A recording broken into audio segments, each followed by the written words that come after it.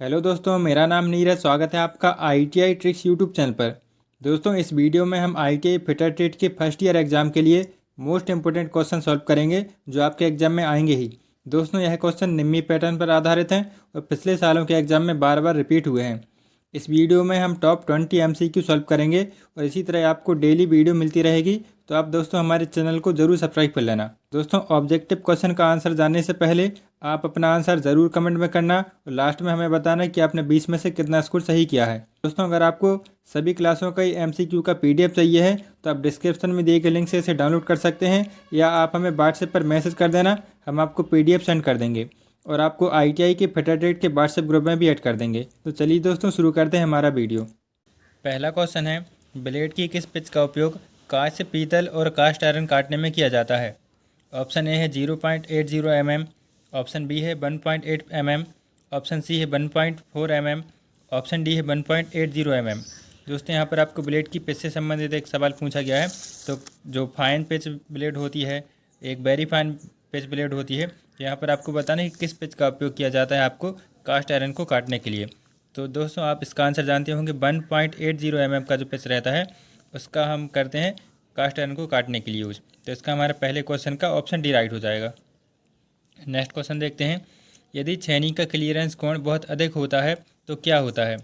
दोस्तों, अगर क्लियरेंस कोण अगर हम ज़्यादा रख देते हैं तो क्या होगा? सतह पर गड्ढा हो जाता है। जैसे कि हम कोई जॉब पर हमको छेनी लगाएंगे और हथौड़े से मारेंगे तो वह उसमें धंस जाएगी। ठीक है, तो ये हमारा दुष्प्रभाव होता है छेनी का क्लियरेंस कोण अधिक होने से। और कोण अगर कम रखेंगे तो क्या होगा? जो छेनी हमारी वो फिसल जाती है। तो ये भी आपको याद रखना है। तो इसका हमारा ऑप्शन भी राइट हो गया। तीसरा क्वेश्चन है, किस प्रकार की हथौड़े का उपयोग रिवेटिंग उद्देश्य के लिए किया जाता है? दोस्तों, बार बार एग्जाम में क्वेश्चन रिपीट होता है, काफ़ी इजी क्वेश्चन है। बॉल पिन हैमर का उपयोग हम करते हैं किसके लिए? रिवेटिंग के लिए। तो इसका हमारा ऑप्शन भी राइट हो जाएगा। चौथा क्वेश्चन है, ड्रिलिंग ऑपरेशन में काटने की गति की इकाई क्या है? यहाँ पर दोस्तों आपको ड्रिलिंग ऑपरेशन में कटिंग स्पीड का यूनिट पूछा गया है। तो वह हमारा होता है मीटर प्रति मिनट। तो इसका हमारा ऑप्शन सी राइट हो जाएगा। पांचवा क्वेश्चन देखते हैं, ड्रिलिंग में एक्स के रूप में चिन्हित भाग का नाम क्या है? यहाँ पर आपके ड्रिलिंग बिट का चित्र दिखाया गया है और पूछा गया है कि नीचे जो एक्स में दिखाया गया है इसको हम क्या बोलते हैं? तो दोस्तों, यहाँ पर इसको जो बोलते हैं वह हम कटिंग एंगल बोलते हैं या लिप एंगल भी बोलते हैं। तो यहाँ पर वैसा ऑप्शन तो नहीं है कि लिप वाला एंगल है, तो इसका हम ऑप्शन लिप लगा सकते हैं कि इसका जो एक्स के रूप में चिन्हित है वह लिप कहलाएगा। तो इसका हमारा ऑप्शन ए राइट हो जाएगा। नेक्स्ट क्वेश्चन है, ड्रिलिंग मशीन में एक्स के रूप में चिन्हित भाग का नाम बताइए। दोस्तों, यहाँ पर ये आपको पिलर टाइप ड्रिल मशीन दिख रही होगी। यहाँ पर आपको जो दिख रहा है तीर का निशान दिखाया गया है, यहाँ पर इसको क्या बोलते हैं? तो जो हमारी ड्रिल बिट जहाँ पर फंसाई जाती है उसको हम क्या बोलते हैं? ड्रिल चक बोलते हैं। तो इसका हमारा ऑप्शन ए राइट हो जाएगा। सातवां क्वेश्चन है, थ्रेड का माइनर व्यास क्या है? तो थ्रेड का माइनर व्यास निकालने के लिए एक फार्मूला होता है, वह होता है माइनर व्यास बराबर मेजर व्यास -2 इंटू गहराई। अगर हम उसके मेजर व्यास में से गहराई का दोगुना घटा देते हैं तो हमें थ्रेड का माइनर व्यास पता चल जाता है। तो इसका हमारा ऑप्शन डी राइट हो जाएगा। आठवां क्वेश्चन है, एक्स के रूप में चिन्हित भाग का नाम बताइए। यहाँ पर आपको माइक्रोमीटर का चित्र दिखाया गया है और पूछा गया है कि इसको क्या बोलते हैं। तो यहाँ पर जो आप देख सकते हैं इसको हम कहाँ से अपने अंगूठे से यूज़ करते हैं घुमा घुमा के, तो इसके लिए इसका नाम रखा गया है थिम्बल। तो इसका हमारा ऑप्शन सी राइट हो जाएगा। अगला क्वेश्चन है, 50 से 75 mm के आउटसाइड माइक्रोमीटर की रीडिंग क्या है? यहाँ पर आपको माइक्रोमीटर का चित्र दिखाया गया है और आपको बताना है कि इसकी रीडिंग कितनी होगी। दोस्तों, पढ़ सकते हैं आप सभी यहाँ पर 0 से लेके ये 5 तक आया है, फिर 10 तक आया है। तो आपको ये गलती नहीं करना है। यहाँ पर आपको जो है 50 से 75 के बीच में ये आपको दिया गया उसकी रेंज। तो जितना भी रीडिंग आएगी उसको आप 50 में ऐड कर देंगे तो आपका सही राइट आंसर आ जाएगा। तो यहाँ पर देख सकते हैं 50 से लिखा हुआ है, आगे और लाइन बढ़ती जा रही है। 10 लिखा हुआ है, सॉरी 10 के बाद एक लाइन है, 2 लाइन है, 3 लाइन है। तो ये 13 तो यहाँ पर ये हो गया और एक नीचे छोटी लाइन और दिख रही है। तो भाई हमारा कितना 13.5 तो यहाँ पर ये हो गया।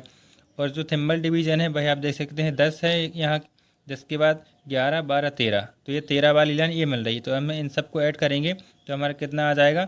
63.63 आ जाएगा। 63.63 इसका राइट आंसर हो जाएगा, ऑप्शन ए। चलिए नेक्स्ट क्वेश्चन देखते हैं, एक्स के रूप में चिन्हित भाग का नाम क्या है? यहाँ पर आपको ये बर्नियर हाइट गेज का चित्र दिखाया गया है और पूछा गया है कि इसको क्या बोलते हैं।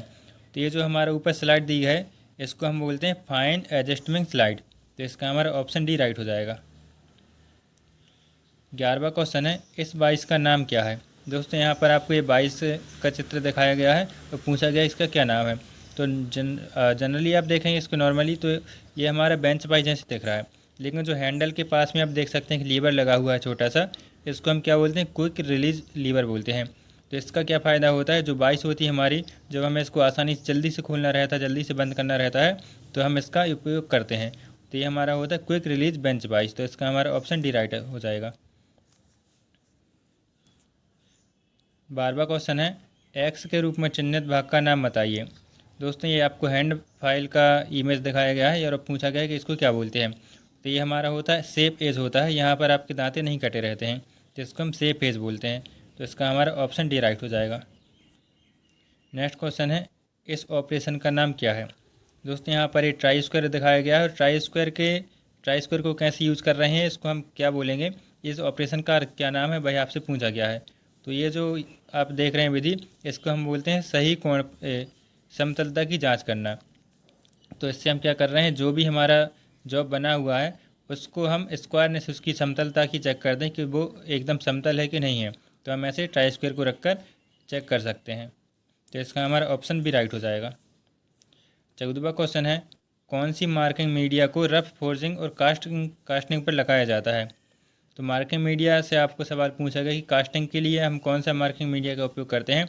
तो कास्टिंग हो गया, रफ फोर्जिंग हो गया, ठीक है। तो यहाँ पर हम किसका, वाइट बॉक्स का उपयोग करते हैं, जिसका हमारा ऑप्शन ए राइट हो जाएगा। नेक्स्ट क्वेश्चन है, पुनः तेज किया हुआ डिवाइडर बिंदु को फिनिश करने के लिए किसका उपयोग किया जाता है। तो डिवाइडर का जो पॉइंट रहता है उसको हमें दोबारा से तेज़ करना है, पैना करना है, तो उसके लिए हम किसका उपयोग करते हैं, ऑयल स्टोन आता है एक, उस पर हम इसको खुरच के अपना जो डिवाइडर का पॉइंट है उसको हम पैना कर सकते हैं, तो नुकीला हो जाएगा वो, हम दोबारा से उसका यूज़ कर सकते हैं। तो इसका हमारा ऑप्शन डी राइट हो जाएगा, ऑयल स्टोन। 16वां क्वेश्चन है, बेवल प्रोटेक्टर का उपयोग क्या है। दोस्तों बेवल प्रोटेक्टर का उपयोग हम कहाँ पर करते हैं, गहराई नापने के लिए उपयोग करते हैं, कोण मापने के लिए इसका उपयोग किया जाता है। एंगल को चेक करने के लिए हम बेवल प्रोटेक्टर का उपयोग करते हैं। तो इसका हमारा ऑप्शन सी राइट हो जाएगा। नेक्स्ट क्वेश्चन है, दिखाई गई फाइल का नाम क्या है। यहाँ पर आपको इमेज दिखा रहा है, ये फाइल है। इस फाइल को हम क्या बोलते हैं, टिंकर फाइल कहलाती है दोस्तों। तो ये आपको याद रखना है, ऑप्शन बी इसका राइट आंसर हो जाएगा। 18वां क्वेश्चन है, खोखली बेलनाकार जब को पकड़ने के लिए किस बाइस का उपयोग किया जाता है। वेरी इंपॉर्टेंट सवाल है दोस्तों, बार बार एग्जाम में रिपीट होता है, अच्छे से आप याद कर लेना इसको। खोखली जो बेलनाकार जब होती है, सिलेंड्रिकल जब होती है, उसको पकड़ने के लिए हम पाइप बाइस का उपयोग करते हैं। तो इसका हमारा ऑप्शन भी राइट हो जाएगा। नेक्स्ट क्वेश्चन है, कंड्यूट पाइप और अन्य पतली ट्यूब को काटने के लिए हेक्सा ब्लेड के किस पिच का उपयोग किया जाता है। तो अभी एक और पिच से संबंधित सवाल आया तो एक और आ गया। तो जो पतली ट्यूब रहते हैं उनको काटने के लिए, कंड्यूट पाइप को काटने के लिए हम किसका उपयोग करते हैं, 0.8 mm का पिच रहता है, उसका हम उपयोग करते हैं। तो इसका हमारा ऑप्शन ए राइट हो जाएगा। लास्ट क्वेश्चन देखते हैं दोस्तों, विभिन्न प्रोफाइल को काटने के लिए किस धातु काटने वाली सौ का उपयोग किया जाता है। तो जो कंटूर सा होता है उसका हम उपयोग कर सकते हैं विभिन्न प्रकार की प्रोफाइल को काटने के लिए। कोई भी जैसे ड्राइंग दी रही होगी उस ड्राइंग के अनुसार हमको कटिंग करना है, तो हम किसका उपयोग करेंगे, कंटूर सा का उपयोग करेंगे। तो दोस्तों इस तरीके से हमारे टॉप 20 क्वेश्चन कंप्लीट हो गए हैं। इसका आप आंसर की भी देख सकते हैं। और दोस्तों हमारे चैनल को आप ज़रूर सब्सक्राइब कर लेना, यहाँ पर आपको इसी तरीके के और भी इंपॉर्टेंट सवाल हम सॉल्व कराते रहेंगे। और दोस्तों अगर आपको इसका PDF चाहिए है तो आप हमारे व्हाट्सएप ग्रुप पर ऐड हो सकते हैं, वहाँ पर आपको इसका PDF मिल जाएगा, या तो पर आप हमारे डिस्क्रिप्शन में दिए गए लिंक से इसका PDF डाउनलोड कर सकते हैं, या आप कमेंट में कर देना अपने कमेंट में आप इसका PDF का लिंक से वहाँ से इसको डाउनलोड कर सकते हैं। तो चलिए दोस्तों मिलते हैं अगली वीडियो पर, तब तक के लिए आपका बहुत बहुत धन्यवाद।